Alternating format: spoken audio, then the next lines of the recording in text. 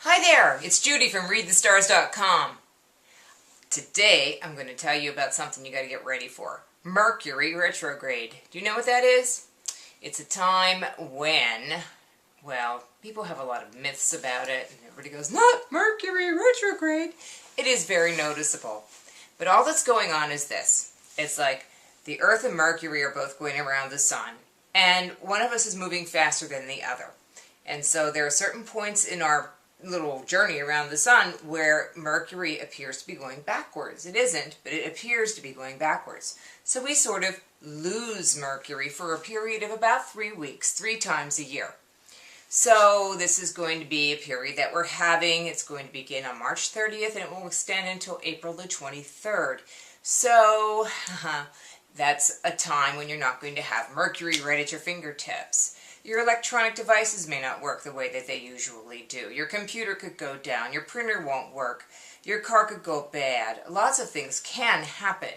And they probably will, whether or not you make preparations. But there are some things that you can prevent by being very cautious and making some preparations beforehand. So that's why I'm telling you about this about a week in advance.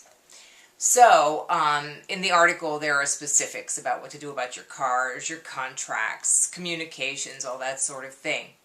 But, you know, what I want to really stress to you is that this isn't a time to go crawl under the covers. There are a lot of good things you can do during Mercury retrograde. Some of them are reading, writing, going back and finishing something that you started and never got done, or going back to fix the flaws in a project. I don't know, say that you built a bench last summer and you realize that it kind of wobbles. You can go back and fix it and really do it effectively and quickly while Mercury is in retrograde. And that's really because you're going backwards with Mercury. So if anything that you're doing where you're following Mercury backwards, for instance when you're writing, you're having a thought and then you're having the thought come back at you and then it comes back out again. And that's how you write. That's the basic kind of process that goes on in the brain. So, and the body, because we have to either type or write, whatever we do. Most of us type these days, for goodness sake. Some of us even just speak into the computer. I haven't got there yet. I don't trust it, and I don't want to have to proofread because I'm not so great at that. The Mercury retrograde is going to take place in the sign of Aries, so look for mistakes that happen because you're moving too fast. That really can make people more accident prone. You might see a few more accidents around. There are usually a few tragic plane crashes and train wrecks and things of that nature, both literal and figurative.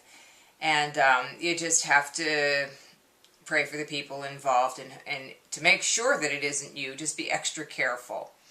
If you have to make travel arrangements, make them before the retrograde. If you have to travel during the retrograde, you can do that, but just expect that there are going to be delays. Then if there aren't any, you can be really happy about it. Mercury retrograde is also a time when you might have more computer viruses, more difficulty getting a hold of people, have people forget where it is that you were supposed to meet. Always, always, always leave extra time for anything that is critical to time. So if you have to be at the train station at 4 o'clock and it takes you half an hour, leave at 3:15. Okay, so that's how it works for the most part. Now, there are lots of fun stories. I shared a couple in the article actually. You can read them on the site, readthestars.com. But I have a few others, and I might be telling them over the next couple of weeks. And I'd love to hear yours. What are your Mercury retrograde war stories? What happened? You can have something that happens to you and ask me, do you think it's Mercury retrograde or is it something else? Send me your birthday along, like your date, month, and year, if you would like me to have a look at it. So that's what's going on today at ReadTheStars.com, and I hope you will enjoy your Sagittarian Thursday. That's going to be great, because Thursday is also the day of Jupiter. Every planet, it has a day assigned to it.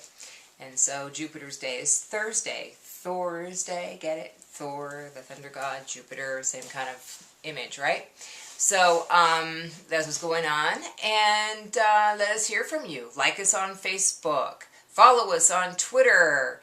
We're going to be doing all kinds of fun stuff over the coming weeks, and I'm looking forward to making a great journey for everybody on ReadTheStars.com.